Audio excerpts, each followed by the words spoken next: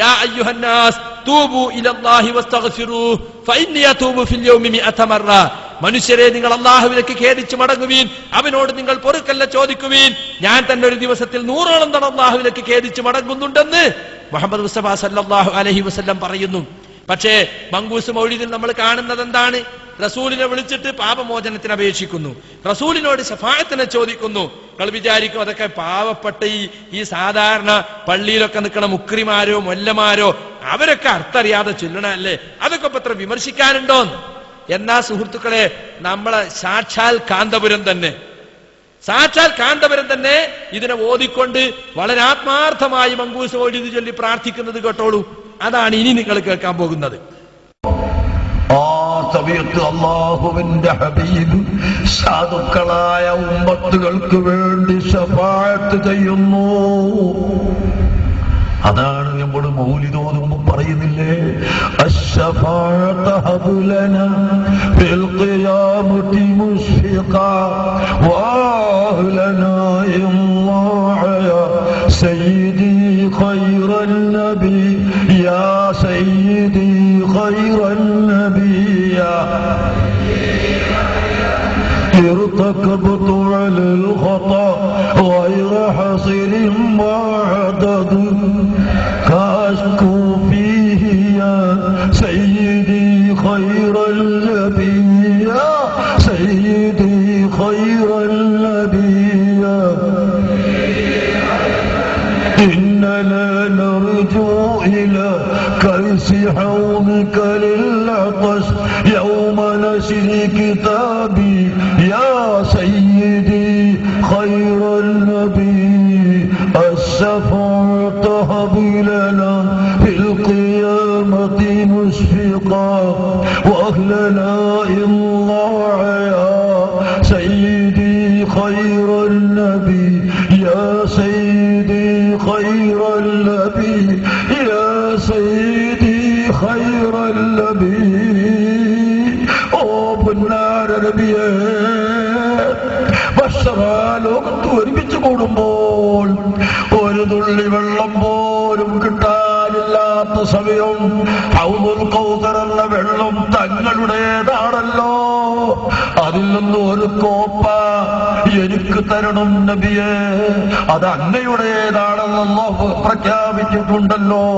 ഒരു കോപ്പ എനിക്ക് തരണം, അങ്ങയുടെ ആ ഹൗദുൽ കൗസർ എനിക്ക് തന്നില്ലെങ്കിൽ എനിക്ക് ദാഹം മാറില്ല. ഞാൻ വളരെ പാപിയാണ്, എന്റെ പാപമോചനത്തിന് അവിടുന്ന് ദുആ ചെയ്യണം എന്ന് പറഞ്ഞിട്ട് അശ്ശഫാഅത ഹബ് ലനാ ഫിൽ ഖിയാമത്തി മുശ്ഫിഖാ വഅഹ്ലനാ യാ സയ്യിദി ഖൈറുൻ നബി, അങ്ങയുടെ ശഫാഅത്ത് ഞങ്ങൾക്ക് തരണം, ഞങ്ങൾക്ക് തരണം, ഞങ്ങൾക്ക് ശഫാഅത്ത് ചെയ്യണം, അതില്ലെങ്കിൽ ഞങ്ങളെ പരാജയമാണ് എന്ന് പറയുന്ന ശഫാഅത്ത് അശ്ശഫാഅത്തുൽ ഉളുമാ, ഒരൊറ്റ നബിയും ചെയ്യാത്ത ശഫാഅത്ത്, ഒരൊറ്റ വ്യക്തിയും ചെയ്യാത്ത ശഫാഅത്ത്, അങ്ങൊന്ന് മാത്രം ചെയ്യുന്ന ശഫാഅത്ത്. ആ ശഫാഅത്തിന് തയ്യാറാണെന്ന് റസൂലുള്ളാഹി സല്ലല്ലാഹു അലൈഹി വസല്ലം തങ്ങൾ പറയുന്ന സമയവും കണ്ടോ.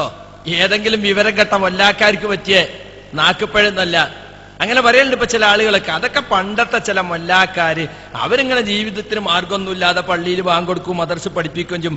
അപ്പൊ അവരിങ്ങനെ അറിവില്ലാതെ പറയാന്നല്ലാതെ വിവരമുള്ളവരൊന്നും പറയലില്ല എന്ന് പറഞ്ഞിട്ട് ഇപ്പൊ കുറച്ച് പുരോഗമന സുന്നികൾ പറയുന്നുണ്ട്. ഒരു കാണാൻ വേണ്ടിയപ്പത് ധാരാ പറഞ്ഞ സൂപ്പർ സ്റ്റാറാ പറഞ്ഞത്. എന്താ മുപ്പര അഭിനയം, അഭിനയത്തിന് അവാർഡ് കൊടുക്കണം.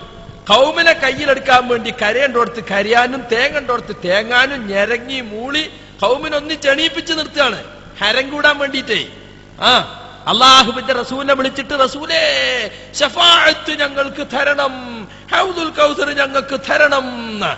കണ്ടോ, ഇത് സ്വഹാബികൾ ആരെങ്കിലും ചെയ്തിട്ടുണ്ടോ?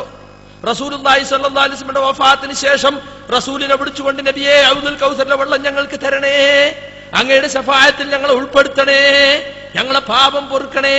ഇർതകബതു അലൽ ഖത്താന്റെ അർത്ഥം എന്താ? ഒരുപാട് കയ്യും കണക്കുമില്ലാത്ത തെറ്റുകൾ ഞാൻ ചെയ്തിരിക്കുന്നു നബിയേ, നിങ്ങളോടാണ് എനിക്ക് ഇതാ ആവലാതി ബോധിപ്പിക്കാനുള്ളത്. ഇതിന് സ്വഹാബത്തിന്റെ മാതൃക കണ്ടോ?